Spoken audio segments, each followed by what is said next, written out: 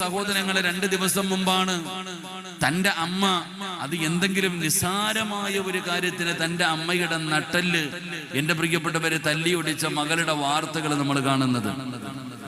അപ്പം മക്കളിലൂടെ വല്ലാതെ സങ്കടപ്പെടുന്നുണ്ട് മാതാപിതാക്കൾ, വല്ലാതെ സങ്കടപ്പെടുന്നു. കാരണം മക്കളുടെ ജീവിതം വല്ലാത്ത ഒരു ജീവിതം. മാതാപിതാക്കളെ തല്ലിക്കൊല്ലുന്ന മക്കളുടെ കാലഘട്ടത്തിലാണ് നമ്മൾ ജീവിക്കുന്നത്.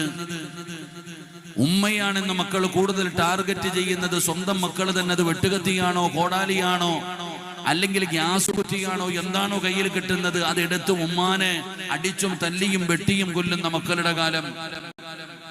എന്റെ പ്രിയപ്പെട്ട സഹോദരങ്ങളെ, 2 ദിവസം മുമ്പ് പത്രമെടുത്തു നോക്കിയാൽ നമുക്കറിയാം, വിദ്യാഭ്യാസമുള്ളവര് പോലും ഞങ്ങളുടെ ഭാഗത്താണ് ഒരു അഡ്വക്കേറ്റ് തന്റെ മാതാവിനെ കൊന്ന വാർത്തകൾ നമ്മൾ വായിച്ചവരാ. വിദ്യാഭ്യാസം ഇല്ലാഞ്ഞിട്ടൊന്നുമല്ല.